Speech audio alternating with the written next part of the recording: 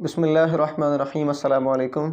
ایک وقت تھا جب ہندوستان میں بابری مسجد کو شہید کیا گیا، پھر دو قومی نظریے پر ایک ملک بنا جسے ہم پاکستان کہتے ہیں۔ پاکستان کے حکمرانوں اور سیاسی شخصیات نے بھی بابری مسجد کے متعلق ہونے والے اس فیصلے اور اس کی شہادت پر ہمیشہ تنقید کا نشانہ بنایا۔ لیکن پھر کیا ہوا؟ پھر جو ملک ہم نے دو قومی نظریے کی بنیاد پر لیا، اس میں بھی مساجد کو شہید کرنا ایک عام سی روایت بن گئی۔ سب سے زیادہ پرویز مشرف صاحب کے دور میں اسلام آباد یعنی وفاقی دارالحکومت میں درجن سے زائد مسجدوں کو شہید کیا گیا۔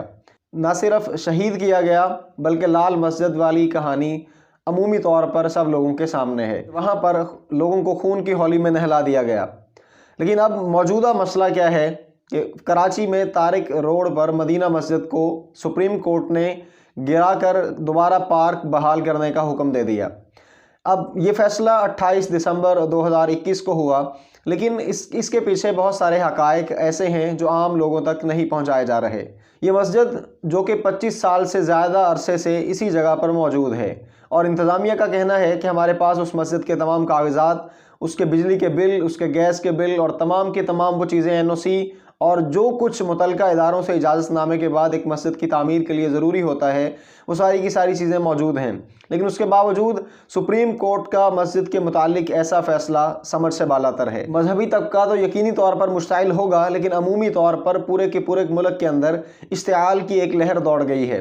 اس پر بڑے بڑے سیاسی اور سماجی شخصیات سارے کی ساری اس کی مذمت کر رہے ہیں، خاص طور پر جو ہماری علماء حضرات ہیں، جن میں مفتی تقی عثمانی صاحب نے ٹویٹ کیا سپریم کورٹ کو اپنے فیصلے پر نظر ثانی کرنی چاہیے اور ان کی تحقیقی بنیادوں پر ان کی انتظامیہ اور متعلقہ محلے کے افراد یا ایسے لوگوں سے گواہی لینا اور ان سے پوچھنا ضروری ہے کہ جو پچھلے 25 سے 30 سال سے اسی مسجد کے سر بسجود ہیں۔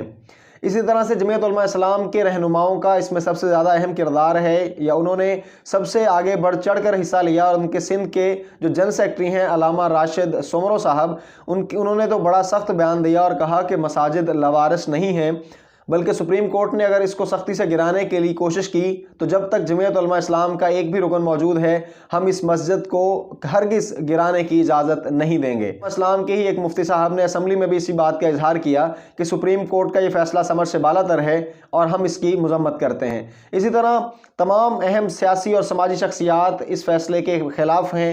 اب دیکھنا یہ ہے کہ ملک کے اندر اشتعال کی اس بڑھتی صورتحال کو قابو کرنے کے لیے سپریم کورٹ کو اپنے فیصلے پر نظر ثانی کی ضرورت ہے۔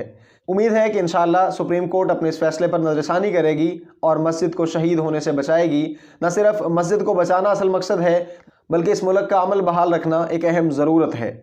مساجد تو اللہ کے لیے ہیں، اور وہاں بھی مساجد ہوں، وَأَنَّ الْمَسَاجِدَ لِلَّهِ فَلَا تَدْعُوا مَعَ اللَّهِ أَحَدًا، یہ مساجد تو اللہ کے لیے ہیں تو پس ان میں اللہ کو پکارو۔ اگر خدا نخواستہ دو لوگوں میں جھگڑا ہو، ان کی ایک کی زمین دوسرا غصب کر کے اس پر مسجد بنا دے، تو علماء یہاں تک بتاتے ہیں کہ اس مسجد کو بھی گرایا نہ جائے، بلکہ جس شخص نے زمین کو غصب کیا وہ اس مسجد والی زمین کی قیمت ادا کر دے۔ لیکن جب اللہ کا گھر بن جائے تو پھر اس کو گرانا مقصد نہیں ہوتا، بلکہ اس کو آباد کرنا مقصد ہوتا ہے۔ دعا ہے کہ اللہ رب العزت ہمارے ملک پاکستان کی حفاظت فرمائے اور ہماری عدالتوں کو صحیح طرح سے انصاف فراہم کرنے کی توفیق عطا فرمائے۔ بہت شکریہ، السلام علیکم۔